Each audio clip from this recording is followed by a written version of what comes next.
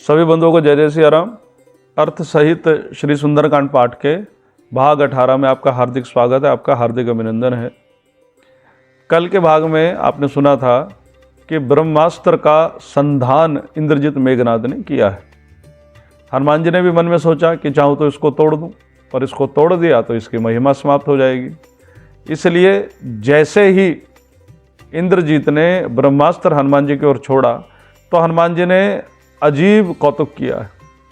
हनुमान जी ने अपना शरीर बढ़ाना शुरू किया है और विराट रूप हनुमान जी ने यहाँ पर धार लिया है।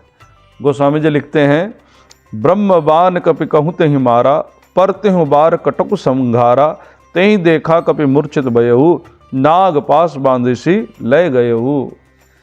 हनुमान जी विराट रूप धारण करते हैं और जैसे ही तीर ब्रह्मास्त्र हनुमान जी को लगता है तो हनुमान जी डगमगाने लग जाते हैं, और जैसे ही हनुमान जी डगमगाने लग जाते हैं तो जितने वहाँ राक्षस थे वो हंसने लग जाते हैं कि वाह बंदर तो गया। लेकिन हनुमान जी ने ये देखा कि कौन से वाले ज़्यादा हंस रहे हैं। विराट रूप धारण किया और गिरते गिरते हनुमान जी उन्हीं के ऊपर जा गिरे जो हनुमान जी को देखकर हंस रहे थे। तो जो हंस रहे थे उन्हीं का जीवन समाप्त हो गया। हनुमान जी को गिरा हुआ देखकर, मूर्छित देखकर, उसी समय नागपाश के अंदर मेघनाथ ने हनुमान जी को बांध लिया। जासु नाम जपि सुनहु भवानी, भव बंधन काटहि नर ज्ञानी, तासु दूत के बंतरु आवा, प्रभु कारज लगी कपहि बंधावा। भगवान शंकर देवी पार्वती से कहते हैं कि हे देवी पार्वती, अरे जिनका नाम सुनकर लोगों के भव बंधन समाप्त हो जाते हैं, ऐसे दूत, ऐसे प्रभु श्री राम के दूत को भला कोई बांध सकता है? ये संभव ही नहीं। ये तो केवल एक खेल हो रहा है जो हनुमान जी ने यहाँ पर किया है, क्योंकि हनुमान जी रावण से एक बार मिलना चाहते हैं। कपि बंधन सुनि निश्चर धाय, कौतुक लागे सभा सब आए, दसमुख सभा दीख कपि जाई, कहीं न जाई कछु अति प्रभुताई। जैसे ही नगर के अंदर ये सूचना पहुंची कि एक बड़ा भारी बंदर जो है वो अशोक वाटिका से पकड़ा गया है, तो ये तमाशा देखने के लिए जिस जिसके पास भी ये सूचना पहुंची वो सब लोग सभा के अंदर आ गए, और इधर हनुमान जी को बांधकर रावण की सभा की ओर लेकर जाया जा रहा है। तो संतजन कहते हैं कि जिस समय हनुमान जी ने रावण की सभा देखी है तो उस सभा को देखकर गुरु रूप में हनुमान जी बड़े प्रसन्न हुए, क्योंकि हनुमान जी भगवान शंकर के ही अवतार हैं और रावण के गुरुदेव जो हैं वो भगवान शिव हैं। आज चेले की प्रभुता को देखकर, चेले की संपदा को देखकर एक गुरु जो है अंदर ही अंदर बड़ा प्रसन्न हुआ है। गोस्वामी जी लिखते हैं, दसमुख सभा दीख कपि जाई, कहीं न जाई कछु अति प्रभुताई। कि वाह, ऐसी प्रभुताई है कि चेले ने जीवन के अंदर क्या तरक्की प्राप्त की, कमाल हो गया। और आगे गोस्वामी जी कहते हैं, कर जोरे सुर दिसिप विनीता। सुर और दिक्पाल रावण के सामने हाथ जोड़कर, सिर झुकाकर बड़े विनीत भाव में खड़े हैं।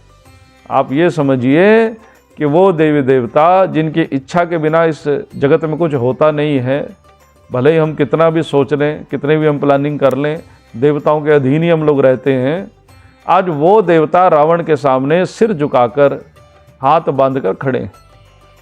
भ्रिकुटी बिलोकत सकल सविता। रावण की भ्रिकुटी यानी रावण की आंखों के ऊपर, भौहों की तरफ देख रहे हैं कि इसका क्या इशारा हो, और तुरंत जैसे ही रावण का इशारा हो तो हम कोई ना कोई जो हमको आज्ञा दे हम वो काम तुरंत कर दें। देख ही प्रताप न कपि मन शंका, जिमि अहिगन महु गरुड़ असंका।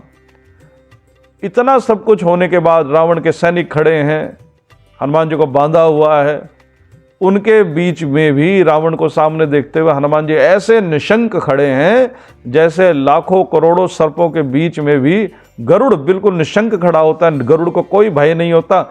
ऐसे हनुमान जी महाराज वहां पर खड़े हुए थे।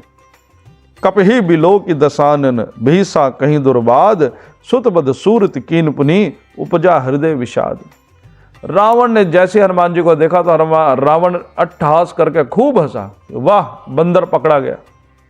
लेकिन तुरंत अपने बेटे अक्षय कुमार की याद आई तो अब रावण को क्रोध आ गया। अब रावण ने जो शब्द कहे हैं उसको जरा ध्यान से सुनिएगा। कह लंकेश कवंत कीसा, कहीं के बल गाल ही बन खीसा। कि तू है कौन, ये बंदर तू कौन है और किसके बल के ऊपर तूने इतना सब कुछ ये उत्पात किया है। वस्तुतः हनुमान जी के सामने रावण ने यहाँ 6 प्रश्न पूछे, लेकिन अगर आप इस चौपाई को देखेंगे तो इस चौपाई में ना र अक्षर आता है और न म अक्षर आता है। अब तक हनुमान जी बड़े प्रसन्न थे रावण की प्रभुता को देखकर, परंतु जैसे ही रावण के पहले शब्द सुने तो हनुमान जी को अब क्रोध आ गया। हनुमान जी मन ही मन सोचने लगे कि तेरा गुरु हर समय भगवान राम का ही नाम जपता रहता है, और रावण तो कैसा शिष्य है कि तेरे शब्दों के अंदर राम तो बहुत दूर की बात है, ना र अक्षर आता है और ना ही म अक्षर आता है। एक के बाद एक 6 प्रश्न रावण के द्वारा दागे गए हैं।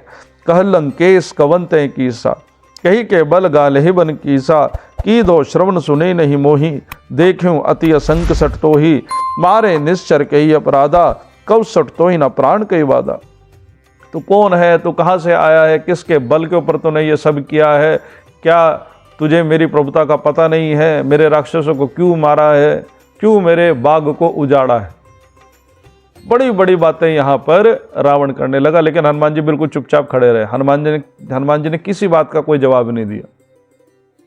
और जब रावण बहुत बोलने लगा तब हनुमान जी को लगा कि रावण तू अपनी प्रभुता तो छोड़, तू मेरे प्रभु की प्रभुता को पहले सुन।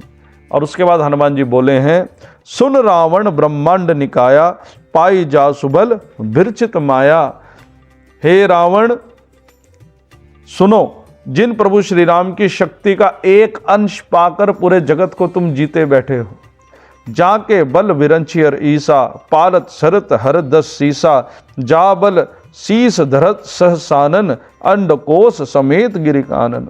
जिनके बल के प्रभाव से ब्रह्मा विष्णु और महेश क्रमशः इस जगत की उत्पत्ति करते हैं, इस जगत का पालन करते हैं और फिर बाद में सृष्टि का विनाश करते हैं।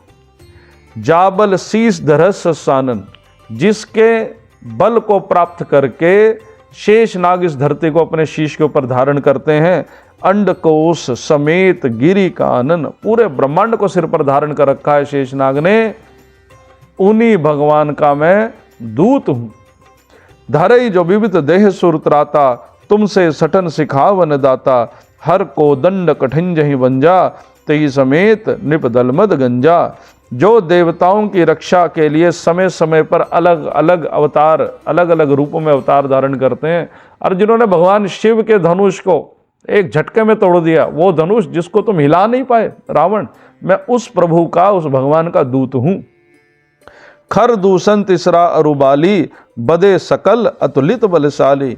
खर दूषण त्रिसरा और बाली जैसे महायोद्धाओं को जिन्होंने अकेले ही मार दिया, ऐसे प्रभु श्री राम का मैं दूत हूं। तो भगवान राम की पूरी प्रभुता का वर्णन यहाँ पर किया है। और एक चतुर्दूत यही होता है जो अपने स्वामी का बल शत्रु को ऐसे दिखा दे कि शत्रु केवल बल को सुनकर ही डर जाए। ऐसा बल हनुमान जी ने प्रभु श्री राम का रावण के समक्ष रखा है। आज के भाग में इतना ही, आगे का कल की कथा के अंदर सुनिएगा। जय जय सिया राम।